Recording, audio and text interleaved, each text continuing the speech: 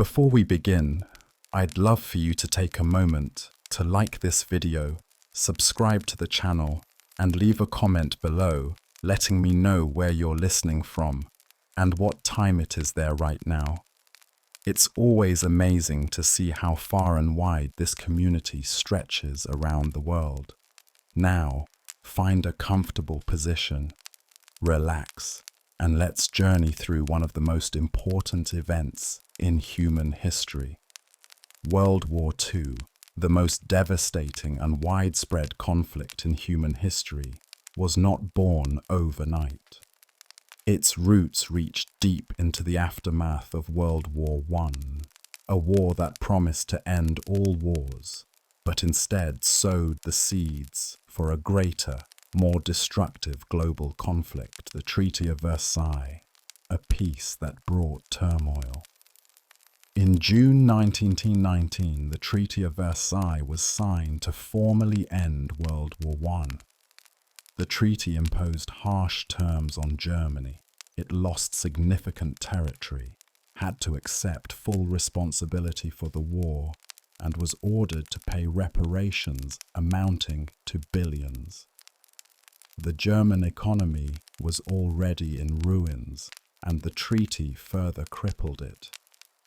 These reparations, alongside the loss of industrial regions and the humiliation of the war guilt clause, fostered a deep resentment among the German people. For many Germans, the treaty felt less like peace and more like punishment. The newly formed Weimar Republic, Germany's first attempt at democracy, bore the brunt of the backlash. It was seen by many as weak, illegitimate, and responsible for accepting the humiliating terms. Economic collapse and the rise of extremism. The 1920s and 30s were marked by global economic instability. The Great Depression, which began in the United States in 1929, rippled across the world. Germany, already struggling, was hit especially hard. Unemployment skyrocketed. Hyperinflation wiped out savings. Starvation and desperation became widespread. In such an environment, radical ideologies gained traction. The political center crumbled, and extremist parties from both the left and the right gained momentum. Among them, the National Socialist German Workers' Party, the Nazis, rose from obscurity to prominence under the leadership of Adolf Hitler. Adolf Hitler and the Nazi Party. Hitler, a former soldier in World War I, was a powerful orator and a master manipulator of public opinion. He promised to restore Germany's greatness, rebuild its military, and undo the Treaty of Versailles. He blamed Germany's problems on scapegoats, particularly Jews, communists, and foreign powers. By 1933, Hitler was appointed Chancellor. Through a series of political maneuvers and emergency powers granted after the Reichstag fire, he quickly dismantled the democratic institutions of the Weimar Republic and established a totalitarian regime. Once in power, the Nazis moved swiftly. They banned opposition parties, controlled the media, and used propaganda to spread their ideology. The Gestapo and SS enforced loyalty through fear. Hitler's rule became absolute. Militarization and expansion. One of Hitler's first priorities was rebuilding Germany's military, in direct violation of the Treaty of Versailles. He reinstituted conscription and increased the size of the armed forces. Weapons factories buzzed back to life. The Luftwaffe, Germany's air force, was secretly trained and openly unveiled. In 1936, Hitler made a bold move. He remilitarized the Rhineland, a demilitarized zone bordering France. It was a direct violation of the treaty, but Britain and France, eager to avoid another war, did not intervene. This lack of resistance only emboldened him. Around the same time in Italy, Benito Mussolini had established his own fascist regime. Mussolini, too, had imperial ambitions, particularly in Africa. The two leaders found common cause and formed the Axis alliance. Japan, already expanding into China, would later join them. The road to war. In 1938, Hitler set his sights on Austria. Under pressure, the Austrian government gave way, and German troops marched in without resistance. This Anschluss, or annexation, was celebrated in both Austria and Germany. Next came Czechoslovakia. Hitler claimed the Sudetenland, a region with a significant German population. At the Munich Conference in September 1938, Britain and France chose appeasement, agreeing to Hitler's demands in exchange for a promise of no further aggression. Prime Minister Neville Chamberlain famously declared he had secured peace for our time, but Hitler had no intention of stopping. In March 1939, he occupied the rest of Czechoslovakia, breaking his promise. The world was stunned, but again, no action was taken. The Molotov-Ribbentrop Pact. In August 1939, Nazi Germany and the Soviet Union shocked the world by signing the Molotov-Ribbentrop Pact. This non-aggression treaty had a secret clause. The two nations agreed to divide Eastern Europe between them, including Poland. Hitler now had a free hand. On September 1st, 1939, German forces invaded Poland using a military strategy called Blitzkrieg, lightning war, characterized by fast-moving infantry, tanks, and overwhelming air power. 2 days later, on September 3rd, Britain and France declared war on Germany. World War II had begun. Poland falls. The Polish army fought bravely, but was overwhelmed by Germany's superior numbers and technology. On September 17th, the Soviet Union invaded Poland from the east, fulfilling its part of the secret pact. Within weeks, Poland was divided and occupied. The invasion was swift and brutal. Cities were bombed, civilians were massacred, and the world watched in horror. Yet, outside of declarations of war, Britain and France took little action to help Poland, leading to a period known as the Phony War, or Sitzkrieg. Following the swift and ruthless conquest of Poland, the world stood on the brink of a truly global conflict. Although Britain and France had declared war on Germany, their military military response in late 1939 and early 1940 remained largely symbolic.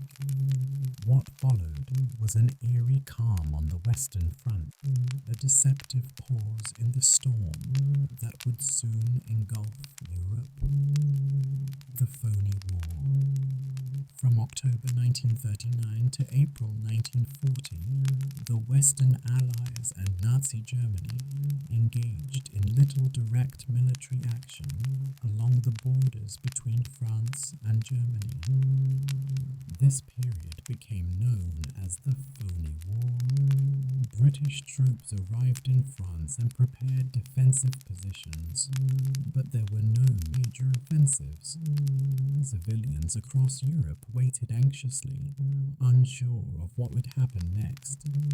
But behind the scenes, Germany was preparing. Hitler and his generals had devised plans for a new series of lightning offensives to conquer Western Europe. The waiting would soon come to an end. The invasion of Denmark and Norway. On April the 9th, 1940, Germany launched simultaneous invasions of Denmark and Norway.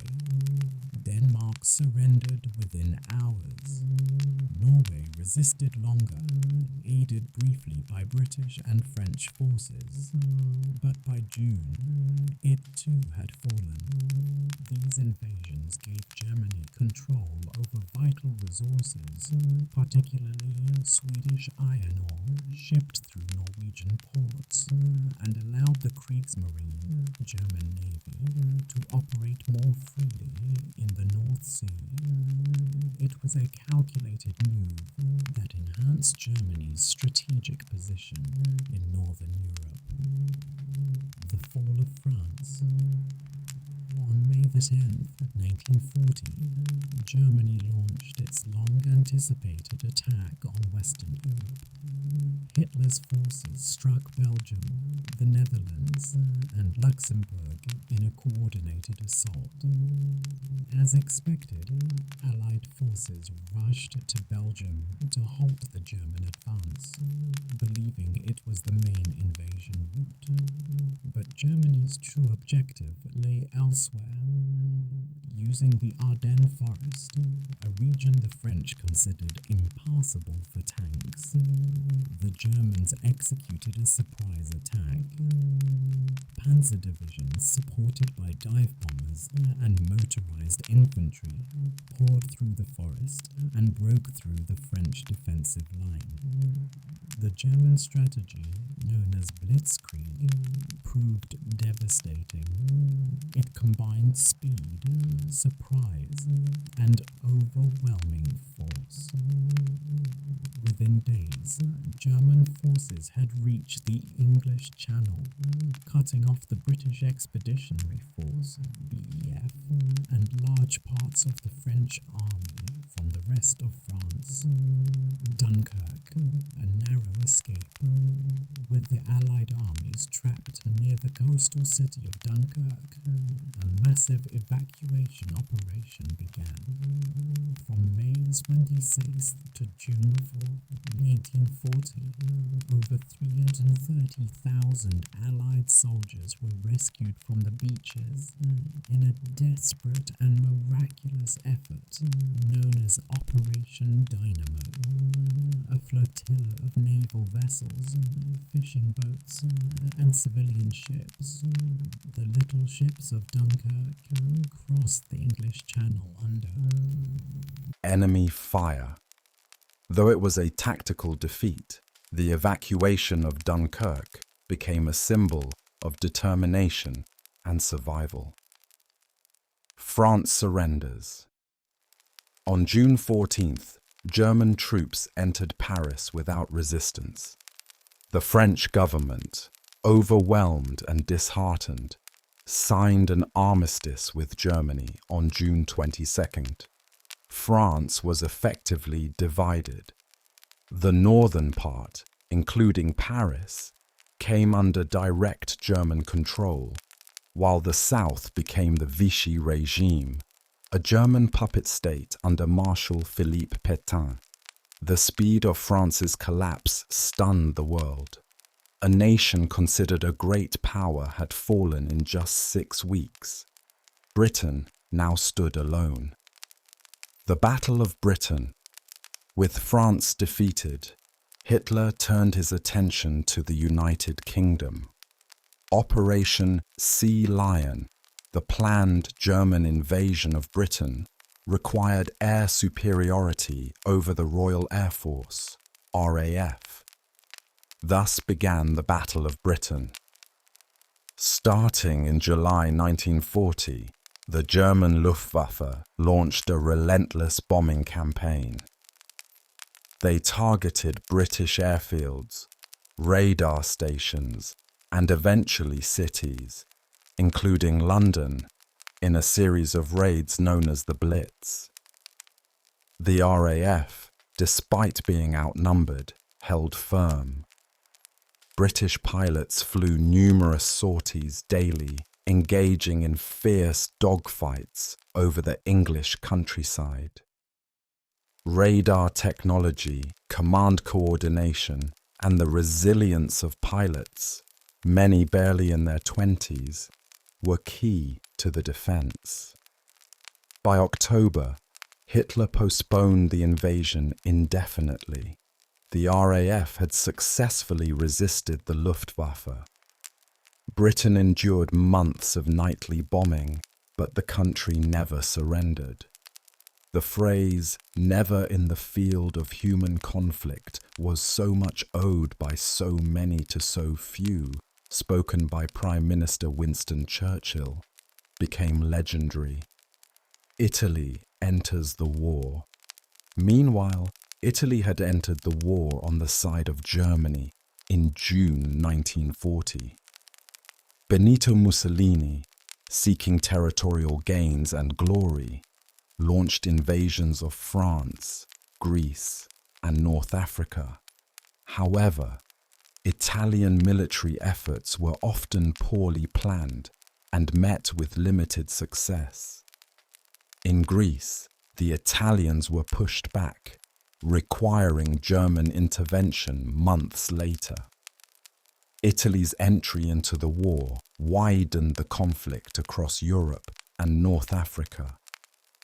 The Mediterranean became a key battleground, with control over sea routes, oil supplies, and colonial territories in play. The Balkans Campaign. In April 1941, Germany invaded Yugoslavia and Greece. The invasion was swift and brutal. Belgrade was bombed heavily, and both countries fell within weeks. The Balkan Campaign delayed the planned invasion of the Soviet Union, but secured Germany's southern flank. Hitler also hoped to secure valuable resources in the region and prevent a British foothold in southeastern Europe. The Balkans, though not central to the overall war strategy, became a hotbed of resistance movements and brutal reprisals for the remainder of the war. By mid-1941, Hitler's conquests in Europe were formidable. Most of Western Europe was under Nazi control or allied with Germany.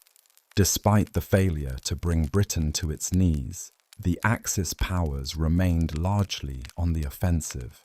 But behind the facade of cooperation between Nazi Germany and the Soviet Union, a non-aggression pact formalized in 1939, Hitler harbored deep contempt for communism and an unwavering ambition to conquer the vast lands of the East. In his mind, the Slavic peoples were inferior, communism was a threat, and the Soviet Union possessed immense land and resources that would feed Germany's vision of a dominant empire. The plan was codenamed Operation Barbarossa, and it would mark the largest invasion in human history. On the morning of June 22, 1941, Germany launched a massive surprise invasion of the Soviet Union along a front stretching over 1,800 miles. Over 3 million German soldiers, accompanied by hundreds of thousands of troops from Axis-aligned countries such as Romania, Hungary, and Finland, surged across the Soviet border. The attack was overwhelming in its scale and speed. Entire Soviet divisions were caught off guard, their equipment destroyed, and thousands of troops encircled and captured within days. German tanks raced through the countryside, capturing city after city. Luftwaffe bombers devastated Soviet airfields and infrastructure, ensuring air superiority in the initial phase of the operation. The invasion was divided into 3 main army groups. Army Group North aimed to seize Leningrad. Army Group Center advanced toward Moscow, the Soviet capital.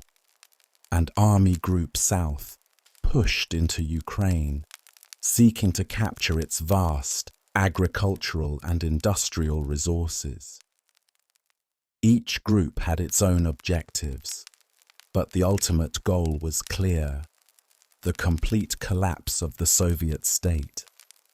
Hitler believed the campaign would take just a few months. He assumed the Red Army would crumble as quickly as France had, but he gravely underestimated the resilience of the Soviet people, the brutal tenacity of the Red Army, and the sheer logistical challenges of fighting in the immense, unforgiving expanse of Soviet territory. As the Germans advanced, they encountered fierce resistance, particularly in major cities. In Leningrad, Soviet defenders and civilians prepared for a siege. In Kiev, one of the largest encirclements in military history occurred, resulting in the capture of over 600,000 Soviet troops. But for every Soviet soldier captured, more rose to take their place. Factories were relocated beyond the Ural Mountains, far from the reach of German bombers. Workers labored around the clock to produce tanks, rifles, and ammunition. Stalin, initially paralyzed by the invasion, soon rallied his government and people. He made a rare radio address, calling on all Soviets to defend the motherland, invoking nationalism and a sacred duty to repel the invaders. As summer faded into autumn, the German advance slowed. The distances were immense, and the supply lines stretched dangerously thin. Roads turned to mud in the fall rains, halting convoys and immobilizing tanks. The infamous Russian winter arrived with ferocity. Temperatures plummeted, snowstorms raged, and German troops, unprepared and under-equipped for cold weather, began to suffer. Engines froze, weapons jammed, and frostbite became widespread. Soviet counterattacks, bolstered by fresh troops from Siberia, began to push the Germans back from the gates of Moscow. By December, the Wehrmacht had been halted. Operation Barbarossa had failed to achieve its main objective. Moscow had not fallen. The Soviet Union had not collapsed. But the cost had been astronomical. Millions of Soviet civilians and soldiers were dead. Entire towns and villages had been erased. The brutality of the conflict on the Eastern Front was unmatched. German policies called for the extermination of political commissars, the execution of Jewish civilians, and the starvation of populations deemed expendable. Cities like Leningrad were subjected to siege tactics designed to starve them into submission. Over the course of 900 days, more than 1 million people in Leningrad would perish from hunger, cold, and bombing. It was a war not just of military conquest, but of ideology and annihilation. For the Soviet Union, the invasion became the Great Patriotic War, a struggle for survival and vengeance. For Germany, it marked the beginning of a two-front war that would ultimately stretch its resources beyond breaking. The battle lines on the Eastern Front would shift back and forth for years to come, but the tide had begun to turn. The myth of German invincibility was shattered in the snow outside Moscow. The Red Army, bloodied but unbroken, was preparing for a long and grueling counteroffensive that would eventually lead to Berlin itself. Despite the devastating initial losses, the Soviet Union refused to capitulate. What followed the failure to capture Moscow was not a moment of rest, but the escalation of one of the most brutal theaters of war in human history. Hitler's forces had advanced further than any foreign army in Russian history, yet they had failed to deliver the crushing blow necessary for victory. In the months that followed, the Eastern Front would descend into a nightmare of attrition, total war, and immense suffering for soldiers and civilians alike. During the winter of 1941-42, the Red Army launched a series of counteroffensives, surprising the Germans, who had assumed the Soviets were incapable of mounting serious resistance after such devastating losses. Soviet troops, now more adequately supplied and adapted to. Winter warfare began pushing the enemy back. Though these offensives were not uniformly successful and often resulted in heavy casualties, they shattered the illusion of a swift German victory and inflicted real damage on Hitler's ambitions. Soviet partisans, fighters operating behind enemy lines, began organizing sabotage operations, disrupting German supply chains, and fostering a sense of relentless resistance across occupied territories. The war on the Eastern Front was characterized by sheer scale and unprecedented savagery. Both the German Wehrmacht and the Soviet Red Army engaged in operations that pushed the limits of human endurance. Soldiers faced not only each other, but also starvation, frostbite, and the psychological strain of total war. Civilians bore the brunt of the occupation, especially in territories like Ukraine, Belarus, and the Baltic states. Entire villages were destroyed. Mass executions were common. The Einsatzgruppen, Nazi mobile killing squads, followed the German army, executing Jews, communists, and suspected partisans by the tens of thousands. These were early chapters in what would become the Holocaust. One of the most horrifying examples of German occupation policies was the siege of Leningrad. Lasting from September 1941 to January 1944, The city was surrounded by German and Finnish forces, cutting off all land routes for food and supplies. Over 1 million civilians remained trapped inside. As the siege dragged on, rations dwindled to near starvation levels. People resorted to boiling wallpaper for its glue content, eating pets, and even instances of cannibalism. Yet, despite this unimaginable suffering, Leningrad never surrendered. Its people endured bombings, cold and hunger, refusing to give in. The city became a symbol of Soviet defiance and determination. Meanwhile, Hitler began making strategic errors that would cost Germany dearly. Rather than focusing on taking Moscow, a move many of his generals urged, he diverted significant forces southward to capture the Caucasus oil fields and the city of Stalingrad. This shift in focus marked a critical change in the war.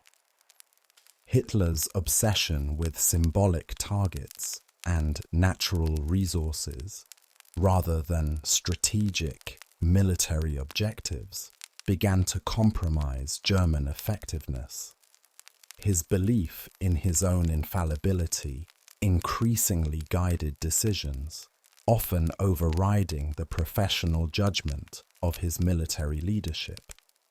The summer of 1942 saw the launch of Case Blue, a renewed German offensive aimed at seizing the oil-rich Caucasus region and capturing Stalingrad on the Volga River.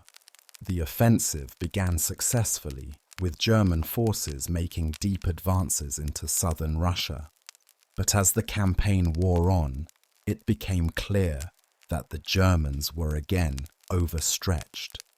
The terrain, the heat, and the stubborn Soviet defense slowed their advance.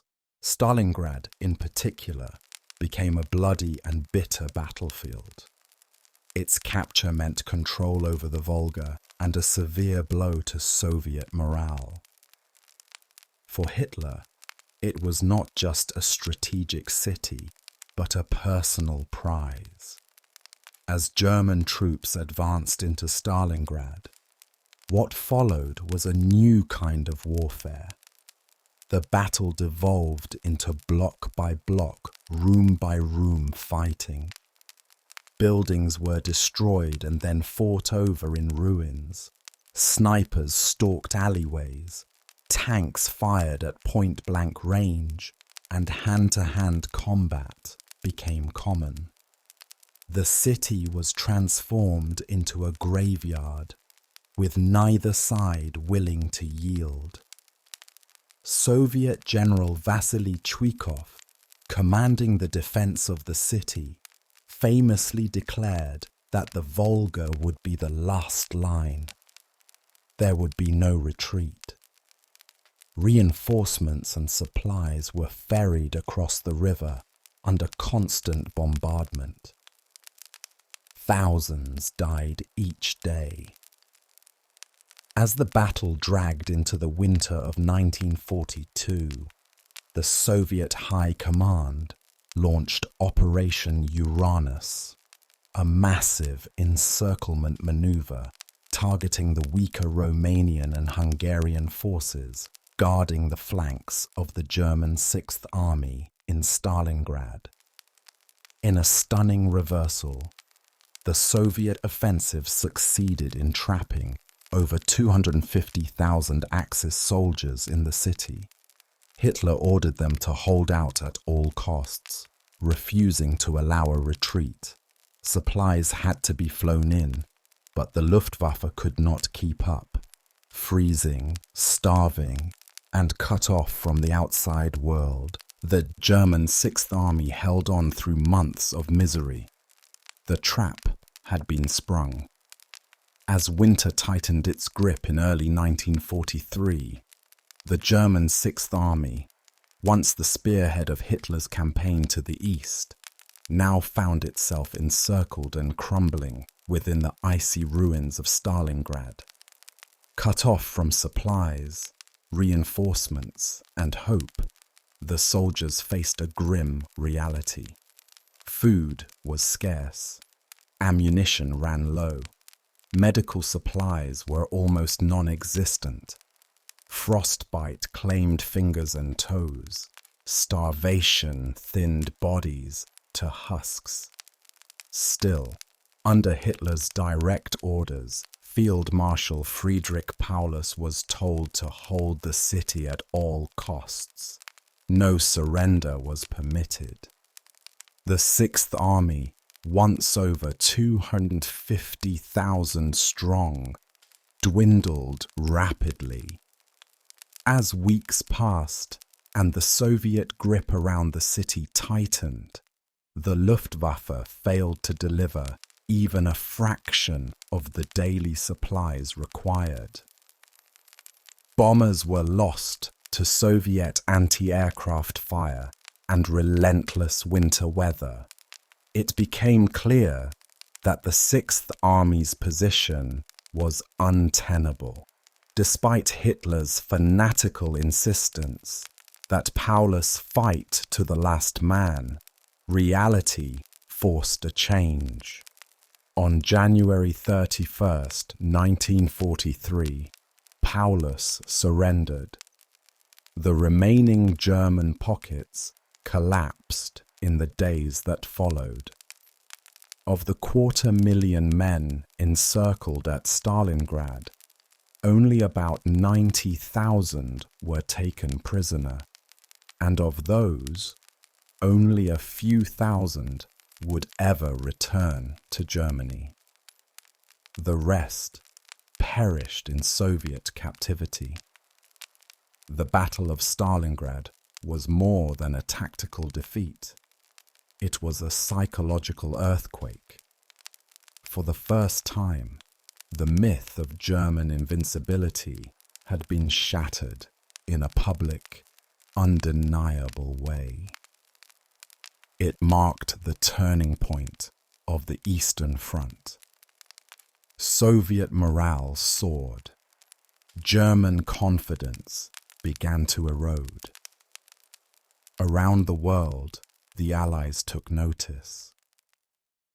A new phase of the war was beginning, one where the Axis powers, once aggressive and dominant, would now begin to retreat, falter, and ultimately collapse under the weight of their ambitions. While the Eastern Front consumed massive resources and attention, the global scope of the war was simultaneously expanding. In North Africa, the long desert campaigns raged across Libya, Egypt, and Tunisia. The German Afrika Corps, led by the charismatic Field Marshal Erwin Rommel, nicknamed the Desert Fox, had pushed British forces deep into Egypt by mid-1942. But Rommel's advance came to a halt at a small railway halt called El Alamein. There, in October 1942, the British Eighth Army, under General Bernard Montgomery, launched a massive counteroffensive. The Second Battle of El Alamein was a turning point in the North African campaign. Using superior logistics, air support, and overwhelming artillery, the Allies pushed Rommel back. Churchill, in one of his most famous speeches, declared, "Before Alamein, we never had a victory. After Alamein, we never had a defeat." It was a morale boost not only for Britain, but for all Allied forces. It signaled that the Axis could be pushed back, step by bloody step. Simultaneously, in November 1942, Allied forces launched Operation Torch, the first major American offensive of the war in the European theatre. US and British troops landed in Morocco and Algeria meeting resistance from Vichy French forces, who soon surrendered or switched sides. The campaign moved eastward, squeezing the Axis from both directions. By May 1943, German and Italian forces in North Africa were trapped in Tunisia. Over 250,000 Axis troops surrendered, roughly the same number lost at Stalingrad. The back of the Axis threat in Africa had been broken. Victory in North Africa paved the way for the next major phase of the war, the invasion of southern Europe. The Allies turned their sights toward Italy, the so-called soft underbelly of the Axis. In July 1943, Allied forces launched Operation Husky, the invasion of Sicily. It was a large and complex amphibious and airborne operation involving both American and British forces. The Germans and Italians defended the island fiercely, but after weeks of hard fighting, the Allies prevailed. The fall of Sicily had immediate political consequences. The Italian people, weary of war and humiliation, turned on their fascist leader. Benito Mussolini was arrested and removed from power by his own Grand Council. Italy signed an armistice with the Allies in September 1943. However, Hitler moved quickly. German forces occupied northern and central Italy, reinstating Mussolini as the head of a puppet state, the Italian Social Republic. What followed was a prolonged and grueling campaign up the Italian peninsula, with fierce German resistance in mountainous terrain, making each advance costly and slow. Meanwhile, across the Atlantic and the Pacific, the United States was fully engaged in a war of its own. After the attack on Pearl Harbor in December 1941, America entered the war with industrial might and manpower that would soon tilt the balance globally. In the Pacific, the early months of 1942 had been disastrous for the Allies. The Japanese Empire expanded rapidly, seizing territories across Southeast Asia, the Philippines, and the Pacific Islands. But the tide would begin to turn at a small, remote atoll called Midway. In June 1942, Japanese forces aimed to lure and destroy the remaining U.S. Pacific Fleet. But American codebreakers had deciphered Japanese plans. In a brilliantly executed counter-ambush, American aircraft carriers launched a surprise attack, sinking 4 Japanese carriers and turning the tide of the Pacific War in just a few days. Midway was a pivotal moment. From then on, Japan would be on the defensive. The United States began a strategy of island hopping, leapfrogging across the Pacific to capture key positions while bypassing and isolating heavily fortified Japanese strongholds. As 1943 unfolded, the war became truly global in scope.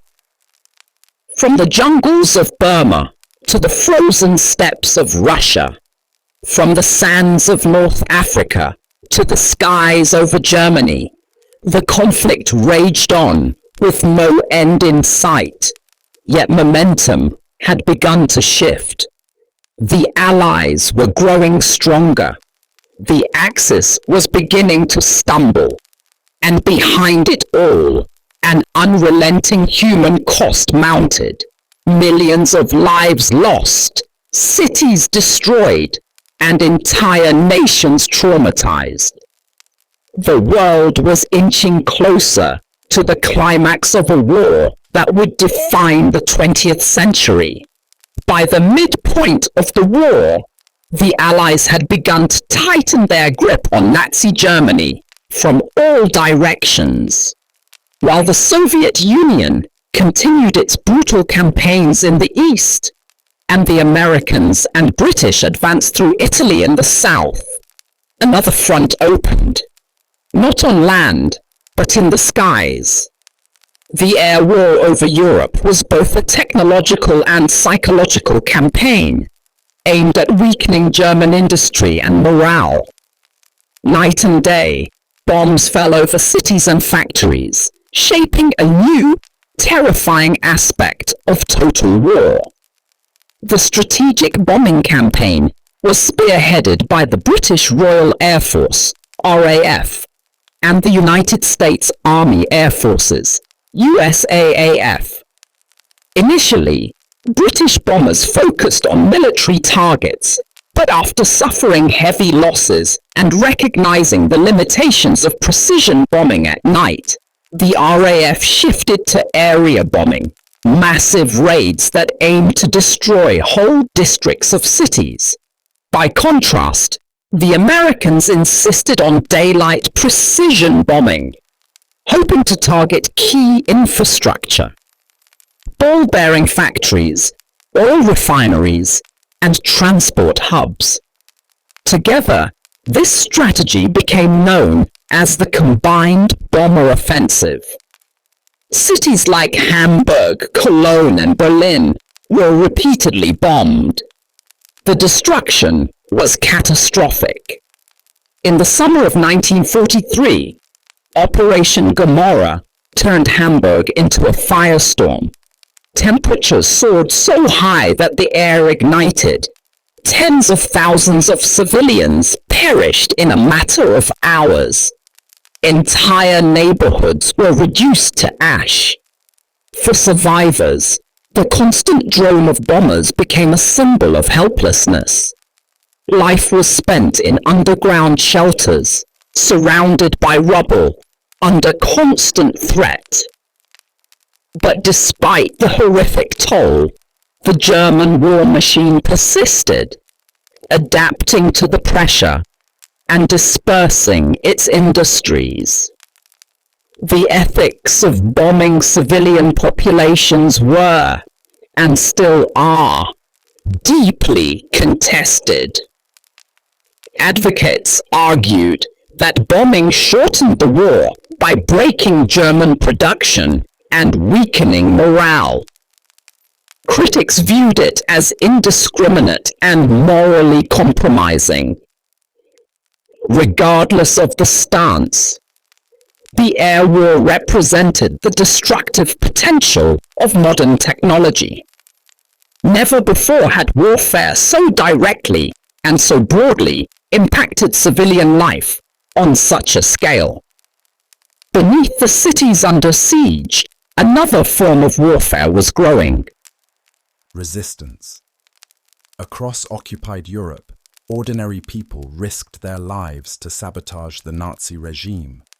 These movements were born of desperation, patriotism, and fury. In France, the resistance, known as the Maquis, formed cells that carried out assassinations, disrupted communications, and helped Allied airmen escape. In the Netherlands, families hid Jews in basements and attics. In Poland, resistance fighters staged uprisings and smuggled intelligence to the Allies. The bravery of these underground fighters became one of the war's most enduring legacies. One of the most dramatic uprisings occurred in the Warsaw Ghetto. In 1943, after years of suffering, starvation, and deportations to death camps, Jewish fighters launched a desperate revolt. Armed with homemade explosives and stolen weapons, They resisted for weeks against overwhelming German firepower. Though the uprising was eventually crushed and the ghetto burned to the ground, it inspired others. The act of resistance itself became a statement that even in the face of annihilation, dignity and defiance could endure.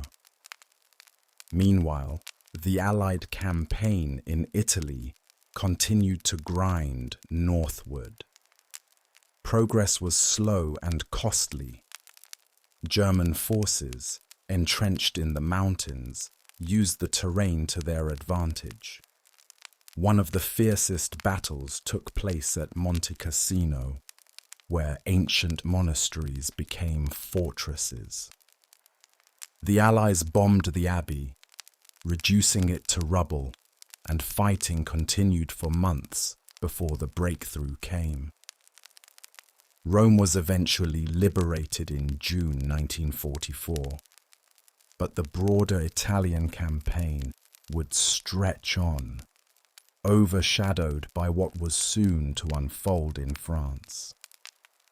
By this time, preparations for the largest amphibious invasion in history were well underway. The goal was clear: to establish a Western front and drive Nazi forces from occupied France. Operation Overlord, the code name for the Allied invasion of Normandy, involved meticulous planning, deception, and coordination. Troops, tanks, ships, and aircraft gathered in southern England. Fake armies, dummy vehicles, and false radio traffic misled the Germans into expecting the invasion at Pas de Calais, the narrowest point across the English Channel. On the early morning of June 6, 1944, D-Day, Allied forces began landing on 5 beaches: Utah, Omaha, Gold, Juno, and Sword. It was a moment of staggering complexity and courage. Paratroopers dropped behind enemy lines in the dark, tasked with capturing bridges and disrupting German reinforcements. Warships bombarded coastal defenses. Thousands of landing craft approached the shores, braving rough seas and German gunfire. At Omaha Beach, American forces faced fierce resistance. Machine gun nests raked the shoreline. Troops were pinned down in the surf. Casualties mounted rapidly. But through grit, improvisation, and relentless determination, beachheads were secured. By nightfall, over 150,000 Allied soldiers had landed in France. The long-awaited liberation of Western Europe had begun. In the weeks that followed, the Allies pushed inland. The Normandy countryside, with its hedgerows and narrow lanes, made progress difficult. The Germans fought back fiercely. Towns changed hands multiple times, but the Allies had overwhelming advantages: control of the skies, superior logistics, and growing numerical strength. Eventually, they broke out of the beachhead, liberating Paris by late August. Crowds filled the streets, cheering and weeping as tanks rolled through the city. The German occupation of France was nearing its end. On the Eastern Front, the Soviet Red Army continued its relentless drive westward. After the victory at Stalingrad, they had launched massive offensives that pushed the Germans out of much of Soviet territory. Cities like Kharkov, Kiev, and Smolensk were retaken. In the summer of 1944, Operation Bagration one of the most devastating Soviet campaigns, shattered the German Army Group center and liberated Belarus. The Red Army moved into Poland, reaching the Vistula River. The Eastern and Western Allies were closing in, and Hitler's once expansive empire was beginning to collapse under the combined weight of Allied pressure. But the war was far from over. Germany still held much of Central and Eastern Europe. The Pacific War continued to rage with bloodshed and ferocity, and in its final months, the war would descend into even darker territory, revealing horrors previously unimaginable. As 1944 progressed, the pressure on the German war machine became unbearable. Across every front, the momentum had shifted. In the West, the successful Allied landings in Normandy had established a firm foothold, and day by day, town by town, German forces were being pushed back. In the East, the Soviet Red Army surged forward with incredible speed and scale. Hitler's vision of a 1,000-year Reich was visibly crumbling in just over a decade. While military operations expanded, another war raged in secret, one of sabotage, code-breaking, and espionage. British and American intelligence had cracked key German codes, thanks to efforts at Bletchley Park, where Alan Turing and others helped break the Enigma cipher. This advantage allowed the Allies to anticipate German movements, disrupt supply chains, and plan their campaigns with increased confidence. The silent war of signals intelligence shortened battles and saved countless lives, though its secrecy meant that many of its heroes would remain unrecognized for years. Back in occupied Europe, resistance movements reached their peak. The Maquis in France, bolstered by Allied support and emboldened by the D-Day landings, launched widespread sabotage against railways, communications, and German troop movements. In Belgium, Norway, Denmark, and elsewhere, civilians engaged in dangerous operations under the threat of death. In Greece and Yugoslavia, full-scale partisan warfare erupted, tying down thousands of German troops who were needed elsewhere. Perhaps nowhere was the cost of resistance more tragically illustrated than in Poland. In August 1944, the Polish Home Army launched the Warsaw Uprising, a desperate attempt to liberate the city from German occupation before the Soviets arrived. For over 2 months, Polish fighters held out, hoping for support that never came. The Soviet army just across the Vistula River did not intervene. Historians debate the reasons, politics, logistics, or Stalin's intention to let the non-communist resistance be destroyed. Whatever the cause, the result was catastrophic. The uprising was crushed, and the city of Warsaw was systematically destroyed in retaliation. Inside Germany, the war effort faltered and morale plummeted. Cities lay in ruins, food shortages grew worse, and millions were dead or missing. The Nazi regime responded with increased repression. The Gestapo hunted dissenters, executed anyone suspected of sabotage, and enforced martial law in many areas. Hitler, increasingly isolated in his Berlin bunker, refused to accept the reality of the war's direction. He issued no-retreat orders that doomed divisions and overruled his generals, clinging to fantasies of reversal. In a final desperate bid to stop the Allied advance in the West, Germany launched a surprise counteroffensive in December 1944 through the Ardennes forest. This became known as the Battle of the Bulge. American forces, caught off guard in the frozen woods of Belgium and Luxembourg, bore the brunt of the attack.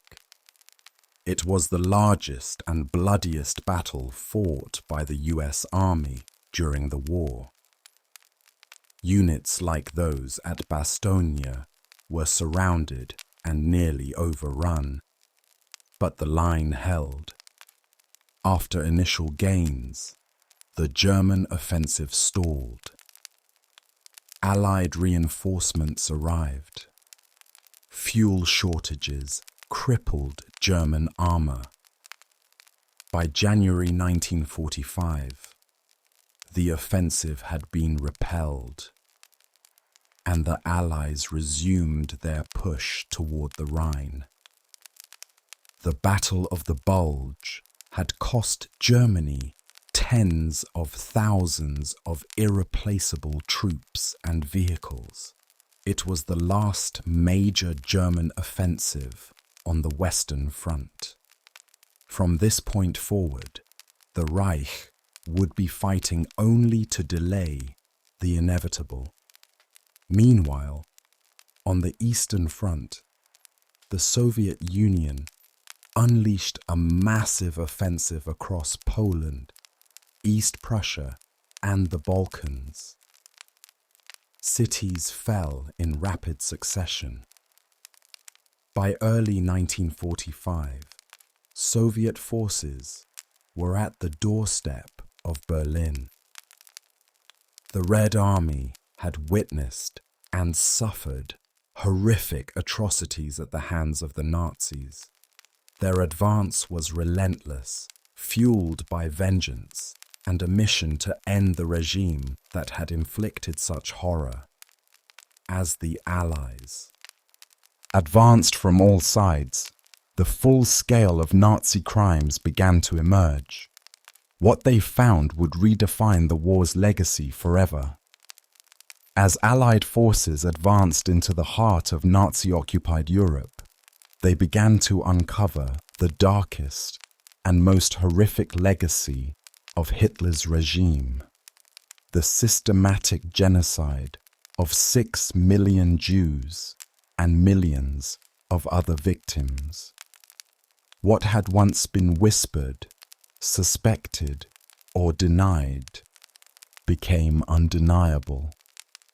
The liberation of Nazi concentration camps revealed scenes of such inhumanity that even battle-hardened soldiers were left in shock. In July 1944, Soviet troops were the first to stumble upon a camp, Majdanek, in eastern Poland. At first, many in the West could hardly believe the reports. But in the months that followed, as American and British forces liberated camps like Buchenwald, Dachau, and Bergen-Belsen, the evidence became overwhelming. Starving prisoners with sunken eyes and skeletal frames emerged from the filth and disease of overcrowded barracks. Piles of corpses lay unburied.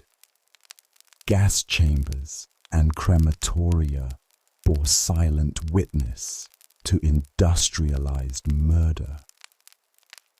The Nazis had attempted to cover their crimes. Camps were destroyed, records burned, witnesses silenced. But they could not erase everything. Mountains of personal belongings, shoes, glasses, hair were discovered. Survivors testified. The reality was clear. The Nazis had conducted a systematic extermination of Jews, Roma, disabled individuals, political dissidents, LGBTQ people, and others deemed undesirable. The Holocaust was not just a crime of war, it was a crime against humanity. Meanwhile, the military situation for Nazi Germany had become hopeless. The Allies crossed the Rhine River into Western Germany in March 1945, overwhelming what remained of the Wehrmacht. In the east, the Red Army launched its final offensive toward Berlin. Soviet forces had endured more losses and inflicted more on Germany than any other Allied power. Now, with vengeance and victory within reach, they advanced relentlessly. As the Soviets closed in, Hitler retreated into his underground bunker beneath the Reich Chancellery in Berlin. Isolated from reality, he issued commands to armies that no longer existed and berated his generals for perceived betrayals. Outside, the city burned. Artillery shelling was constant. Street-by-street fighting left entire neighborhoods in ruins. Berliners took shelter in cellars, many of them civilians caught between fear of the Soviets and despair over their own government's collapse. On April 18, 1945, the Battle of Berlin began in earnest. Over 1 million Soviet troops assaulted the city, opposed by hastily assembled German units, including elderly Volksturm militia and teenage boys conscripted in the regime's final day. The fighting was savage and chaotic. Buildings were reduced to rubble. Bridges were blown up. The city's infrastructure collapsed.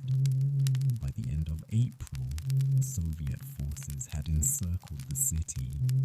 Adolf Hitler, facing imminent defeat, refused to flee. On April 30, 1945, he committed suicide alongside his longtime companion, Eva Braun. In his final days, Hitler appointed Admiral Karl Dönitz as his successor, but the regime was already dissolving. That same week, Benito Mussolini was captured by Italian partisans, executed, and hung publicly in Milan. Fascism in Europe was dying with its leaders. On May 9, Berlin surrendered to the Red Army. One by one, German cities and military commands laid down their arms.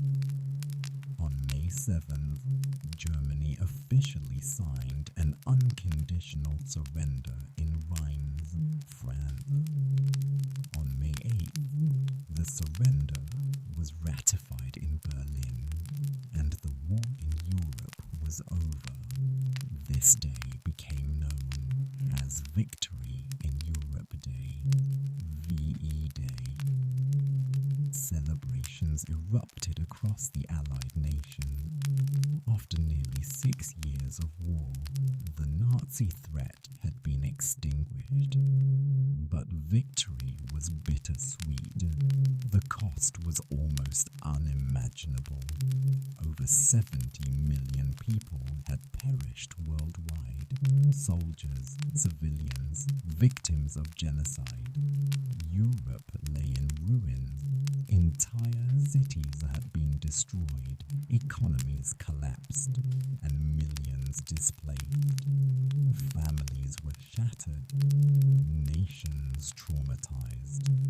The emotional and psychological toll would last generations. In the aftermath, the Allied powers took a swift step to prevent such a catastrophe from happening again. They divided Germany into zones of occupation, held Nazi leaders accountable through the Nuremberg trials, and began the long process of rebuilding. The world, scarred and sobered, now turned its attention eastward, toward the Pacific, where Japan still fought on, and a new phase of the war was reaching its most explosive conclusion. Though the guns fell silent across Europe in May 1945, the silence that followed was heavy, dense with grief and reckoning. Germany lay in ruins. Its cities were little more than hollowed shells, skylines broken by twisted steel, roads blocked by rubble, and rivers choked with the debris of a once industrialized society. The German people, many of whom had once rallied behind Hitler, now faced starvation, displacement, and the harsh consequences of total defeat. For the victorious Allies, celebration was tempered by the scale of the destruction and the depth of the moral reckoning that lay ahead. The liberation of concentration camps had pulled back the veil on a machinery of death that defied understanding. Soldiers who had trained for war found themselves walking through gates adorned with the cruel words, Arbeit macht frei, only to be met with the silence of mass graves and the hollow stares of survivors too weak to speak. In the immediate weeks after surrender, Allied forces focused on stabilizing a continent in freefall. Millions of refugees roamed the roads, displaced persons from across Europe seeking lost families, broken homes, or simply survival. Former prisoners of war, camp survivors, and forced laborers surged through the countryside, trying to piece together lives that had been torn apart. Hunger was everywhere.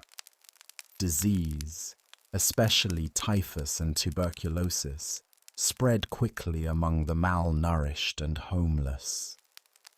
Germany itself was carved into 4 zones of occupation, each controlled by one of the major Allied powers: the United States, the United Kingdom, the Soviet Union, and France. Berlin, though lying entirely within the Soviet zone, was similarly divided. The hope was for a temporary joint administration, but ideological tensions were already simmering beneath the surface. These zones would become the seeds of a new division, a line that would eventually be called the Iron Curtain. The Allies also sought justice. In November 1945, the Nuremberg trials began, a series of military tribunals that aimed to prosecute the leading architects of the Nazi regime. High-ranking officials, propagandists, industrialists, and SS officers stood trial for crimes against peace, war crimes, and crimes against humanity. The evidence presented, films, documents, survivor testimonies, was staggering. For many, it was the first time the full breadth of Nazi atrocities was laid bare in a formal setting. 12 of the defendants were sentenced to death, others to long prison terms. But Nuremberg was about more than punishment. It was a statement of principle, that individuals could be held accountable for state crimes, that just following orders was no longer a defense, and that the world would not forget what had happened in the shadows of war. In the rest of Europe, the picture was equally complex. France, liberated and proud, sought to rebuild its shattered cities and its dignity. Italy, once a fascist aggressor, emerged as a battered nation searching for a new democratic identity. Eastern European countries, Poland, Hungary, Romania, had been freed from German occupation, only to fall under the influence of the Soviet Union, which imposed communist regimes through a combination of political pressure and military presence. The Soviet Union emerged from the war with immense losses, over 20 million dead, but also with immense power. Its armies occupied half of Europe, and its leader, Joseph Stalin, had become one of the most powerful men on the planet. Relations between the Soviet Union and the Western Allies, which had been held together by necessity during the war, quickly began to fray. Suspicion, fear, and ideological differences would soon ignite a new conflict, the Cold War. The United Kingdom, though victorious, was exhausted. Its economy was strained, its cities damaged by bombing, and its empire beginning to unravel. The war had marked the end of Britain's global dominance, even as it stood among the victors. In the United States, the war ended with a sense of triumph, but also with a heavy new responsibility. America had become the world's preeminent industrial and military power, but it would now face the burden of leadership on a scale it had never known. The war's end brought with it a profound questioning of human nature. The Holocaust had revealed how ordinary people could become cogs in a machine of genocide. The bombings of civilian cities, whether in Dresden or Hiroshima, raised questions about the ethics of total war. The scale of suffering demanded not just relief, but reflection. From this reflection came the founding of the United Nations in October 1945, an international body meant to promote peace, cooperation, and human rights. The world swore, never again. But even as the smoke cleared from World War II, new conflicts were already on the horizon. The end of Nazi Germany marked the end of one chapter, but not of conflict itself. As Allied soldiers returned home, as survivors searched for meaning and stability, as nations counted their dead and began to rebuild, the world stood on the precipice of a new age, one shaped by the memory of war and the fragile hope for something better. While Europe celebrated the end of Nazi tyranny in May 1945, the war in the Pacific raged on with unrelenting intensity. For those fighting against the Japanese Empire, the end was not yet in sight. In jungles, on coral reefs, across volcanic ridges and atolls, the bloodiest battles of the Pacific Campaign were yet to be fought. Since the attack on Pearl Harbor in December 1941, Japan had waged a war of rapid expansion. Within months, it had seized territory stretching from Burma to the Solomon Islands, from the Philippines to the Dutch East Indies. Its military doctrine emphasized aggression, surprise, and an unwavering devotion to the emperor. Japanese soldiers were indoctrinated with the belief in death before dishonor. Surrender was seen as shameful, and fighting to the death was the highest virtue. But as the war stretched into 1943 and beyond, Japan's momentum began to slow.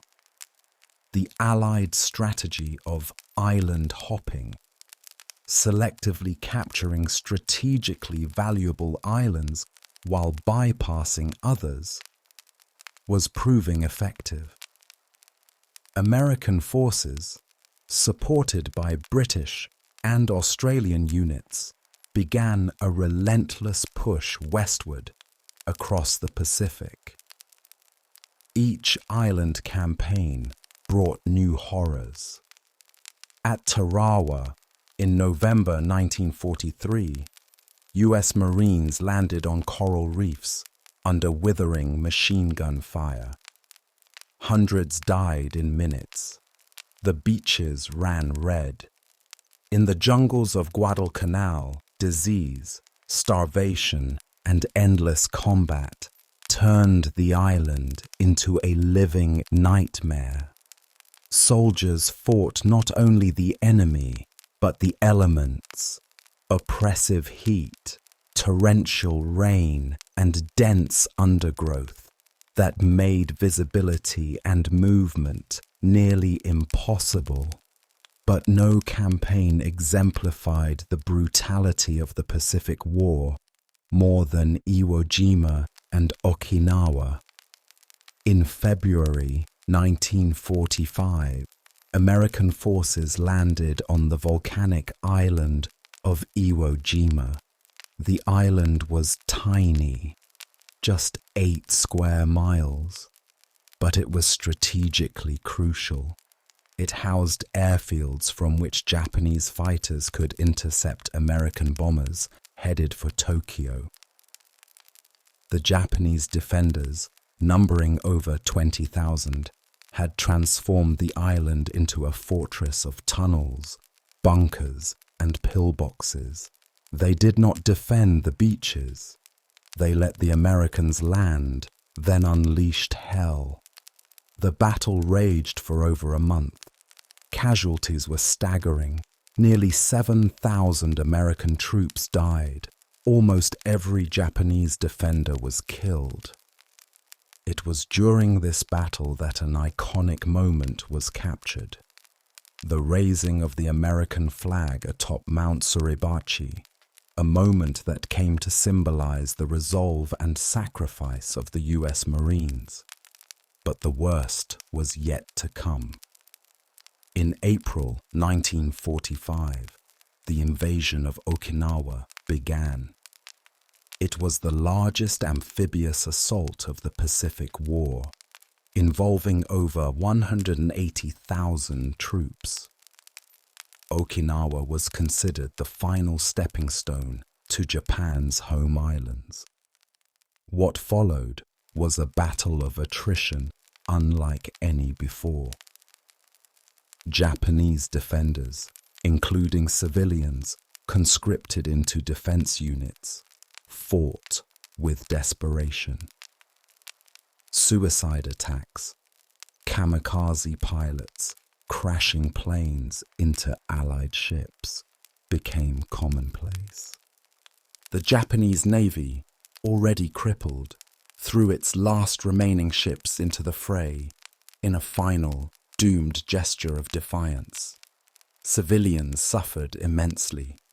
Trapped between the two armies, they endured bombings, starvation, and the horrors of war without mercy. Some committed suicide, fearing brutal treatment from American forces. Propaganda had painted the Allies as monsters. In truth, many American soldiers, hardened by years of war and racial prejudice, did commit atrocities.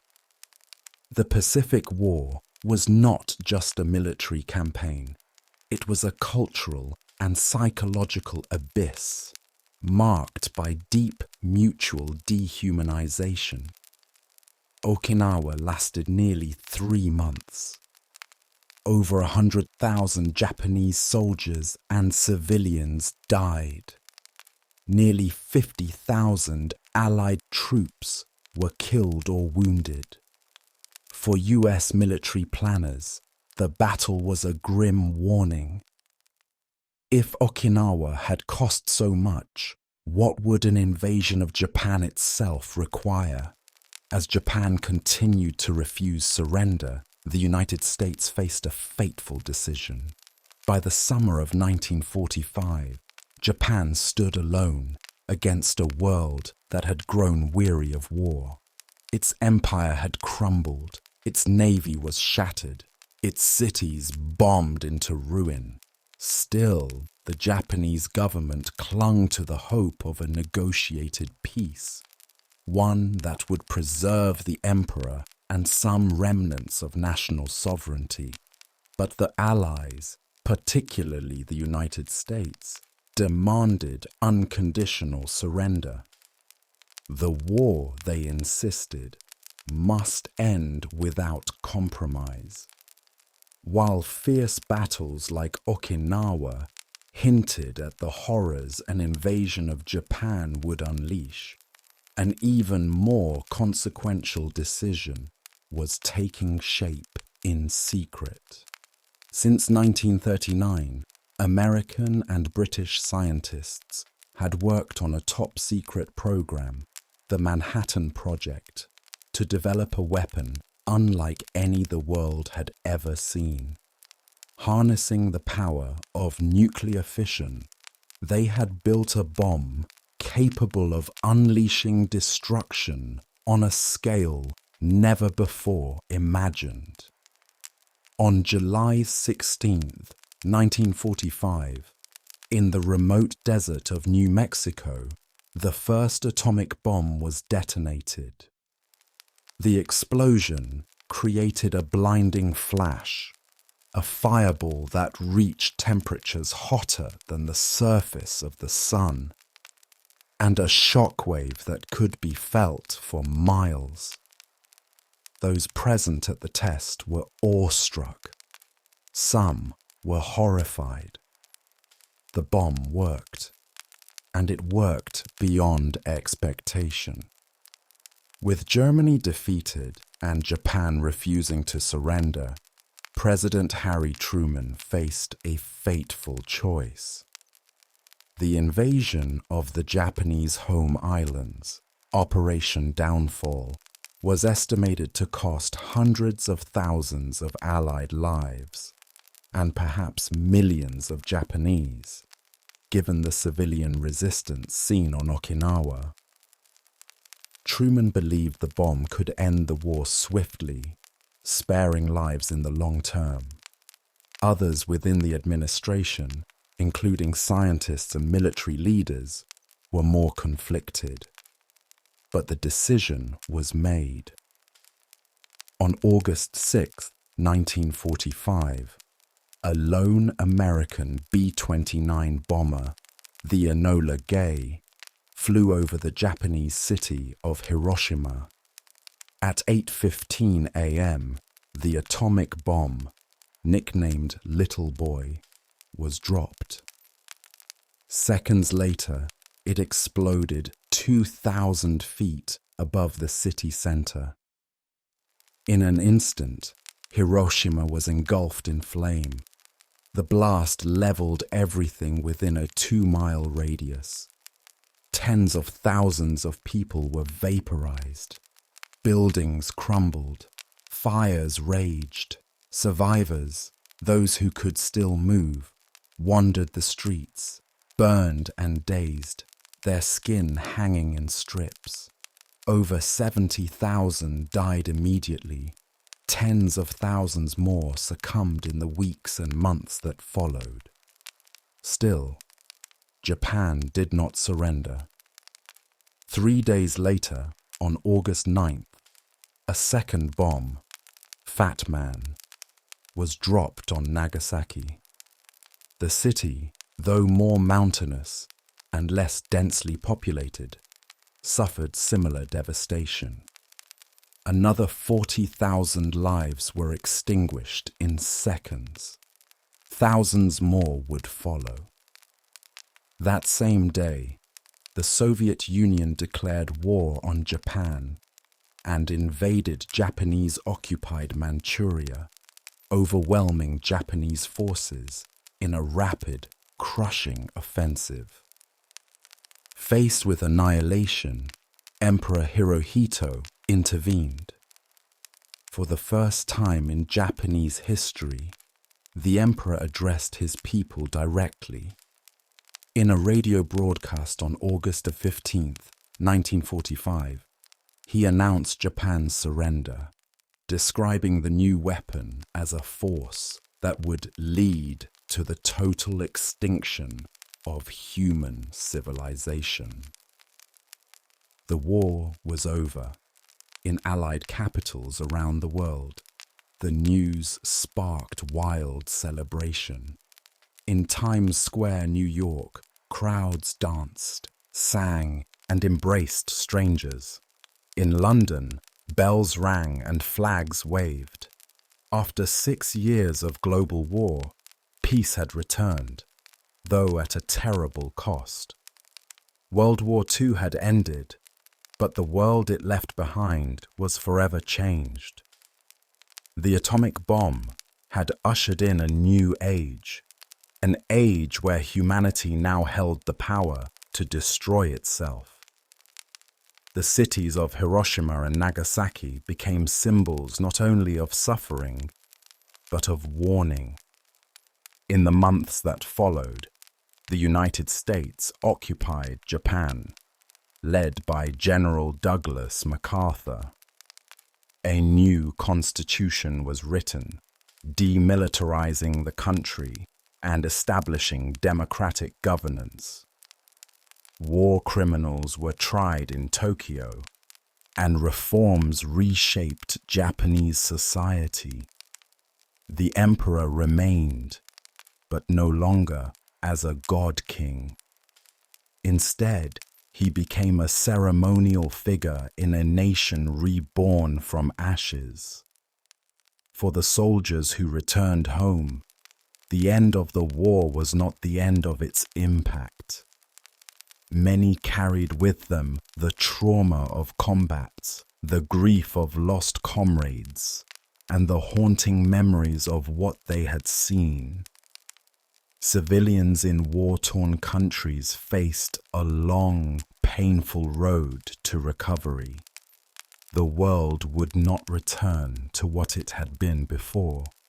Instead, new alliances, institutions, and tensions emerged. The United Nations was formed to prevent future global conflicts.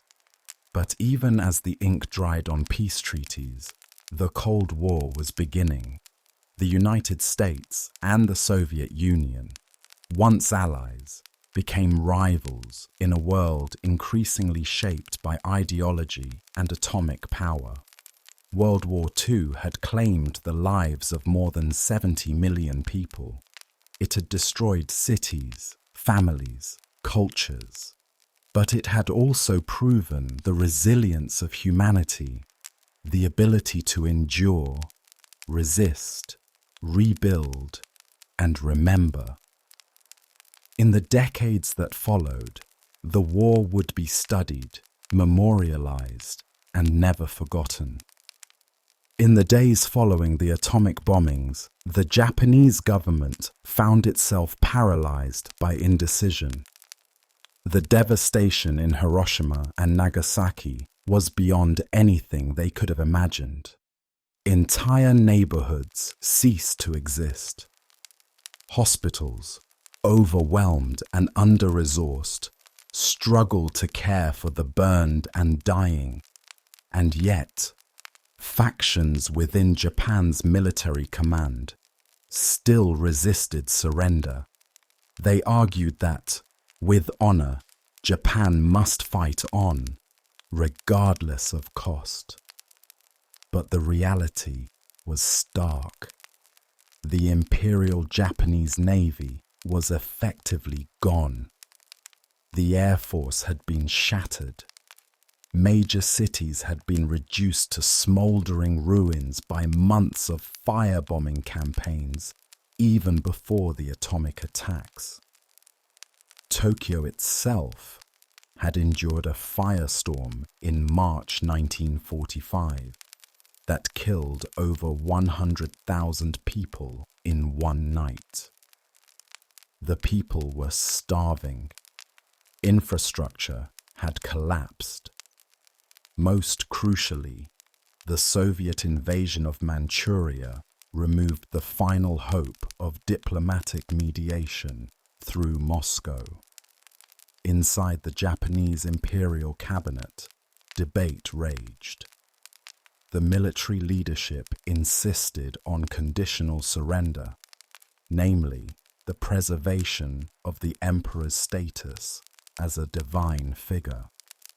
The Allies, however, continued to press for unconditional surrender. Caught in the middle was Emperor Hirohito, whose divine status meant he rarely involved himself directly in political affairs. But this moment was different. On August 14, 1945, Hirohito convened the Supreme War Council. In a rare and unprecedented act, he broke the deadlock. The atomic bombs, he said, had changed the nature of war itself. Continuing to resist would only lead to the annihilation of the Japanese people. His decision was not made lightly. To admit defeat was to end centuries of imperial tradition, to expose himself to humiliation, and to redefine the future of his country. But the emperor chose peace. The next day, August 15, 1945, his voice crackled over Japanese radio for the first time. Millions gathered around radios, weeping, kneeling, straining to hear a voice they had never heard before. In poetic and formal language, Hirohito acknowledged the suffering of the Japanese people and the necessity of enduring the unendurable. The war was over, but even this surrender was not without risk. That night, a group of die-hard military officers attempted a coup, storming the imperial palace to prevent the broadcast of the emperor's surrender. Loyal troops resisted them, and the plot failed. The recording survived. The broadcast played. Japan's long night of war had ended. In the weeks that followed, Allied forces began landing in Japan, not as invaders, but as occupiers. General Douglas MacArthur arrived in Tokyo to oversee the surrender and occupation. His mission was delicate: to demilitarize Japan while preserving enough social stability to prevent chaos. Under his leadership, sweeping reforms were enacted. The emperor renounced his divine status. A new constitution was written, granting universal suffrage, freedom of speech, and an end to the samurai-era military hierarchy. The American occupation of Japan was notable for its restraint and reconstruction. Unlike Germany, where retribution was sometimes swift and brutal, Japan was treated with a mix of authority and compassion. War crime trials were held in Tokyo. Prominent military and political leaders were sentenced to death or long prison terms. But the emperor was spared, both to preserve social unity and to aid in reconstruction. In Hiroshima and Nagasaki, survivors, Hibakusha, faced lifelong health challenges. Radiation sickness, cancer, and psychological trauma haunted them for decades. Yet, amid the ruins, they rebuilt. Hiroshima erected a peace memorial park. The Genbaku Dome, one of the few buildings that partially withstood the blast, was preserved as a reminder of the horrors of nuclear war. Year after year, lanterns are floated down the rivers in silent remembrance. Globally, the use of atomic bombs sparked fierce ethical debate. Was it necessary? Could Japan have been forced to surrender by blockade or conventional bombing? Was the second bomb on Nagasaki truly needed? These questions remain unresolved. For many, the bomb ended the war and saved lives. For others, it marked the beginning of a dangerous nuclear era where mankind now possessed the means of its own destruction. Yet even in this darkest chapter, seeds of hope were planted. The global community, shocked by the devastation, sought to create mechanisms for peace. The United Nations was formed in October 1945, and with it came new institutions, treaties, and ideas aimed at preventing future world wars. International diplomacy, collective security, and human rights became central to the post-war order. The world would never be the same. Nations would rebuild, borders would be redrawn, and ideologies would soon clash in a new Cold War. But for a brief moment, the guns were silent.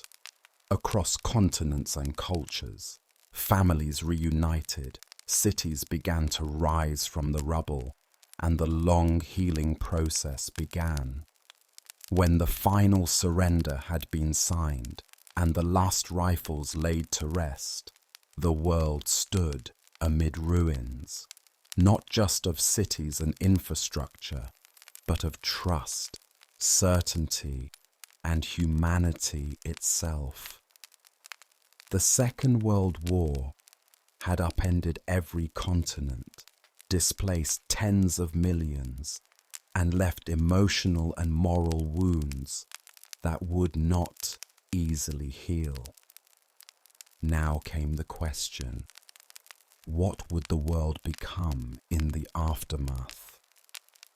In the months and years that followed 1945, a new world order began to take shape. Reconstruction was a colossal endeavor. Nations had to rebuild, not only physically, but politically and spiritually. The war had toppled empires, discredited ideologies, and redrawn borders. It had created a global vacuum that would soon be filled by new powers and rivalries.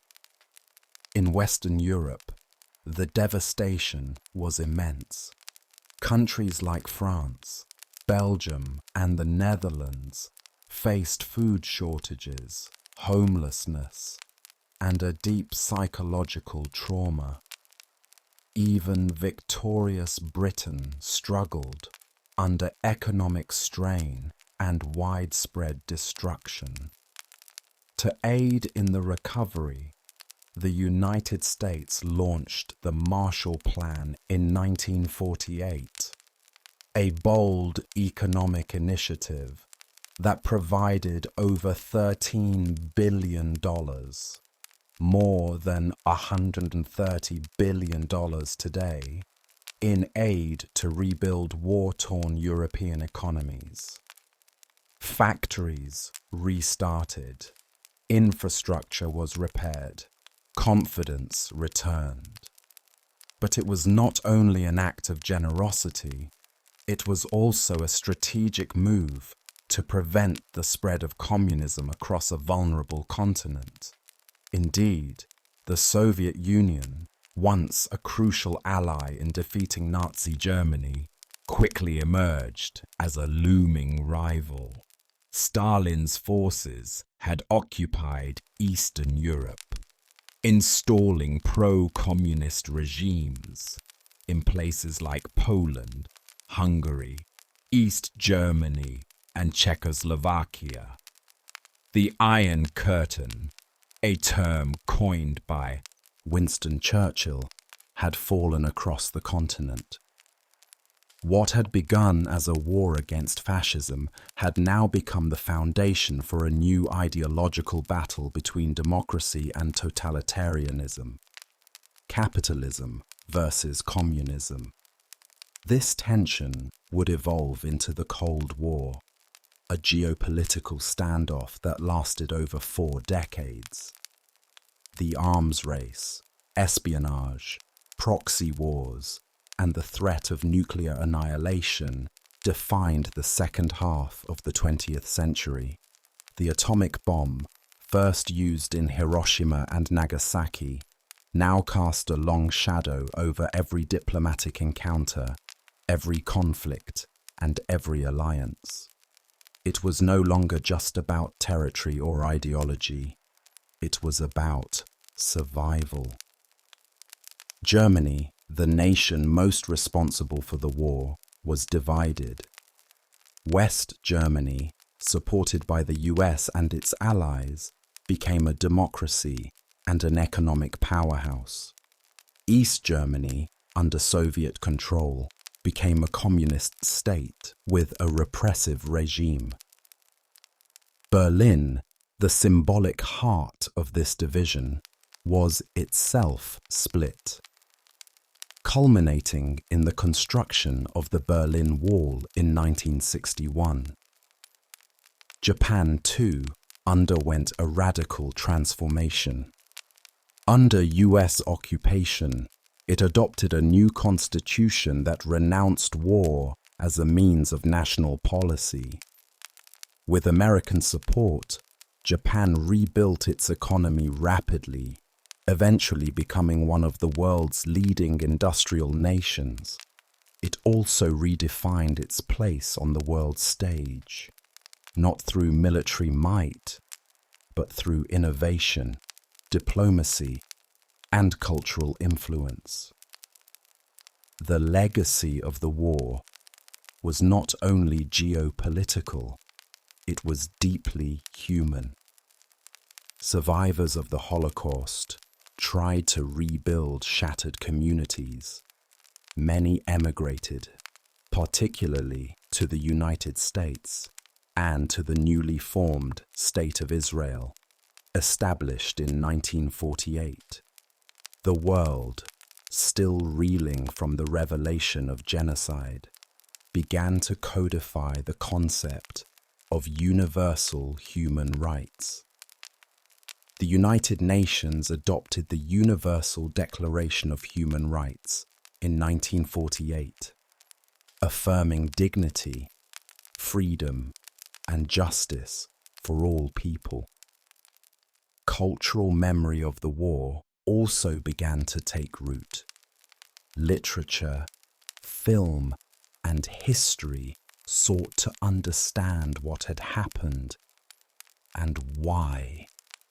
From Anne Frank's diary to powerful post-war cinema, the voices of the victims and veterans alike were preserved. Museums, memorials, and commemorations became places of reflection. The phrase, "never again," echoed across nations.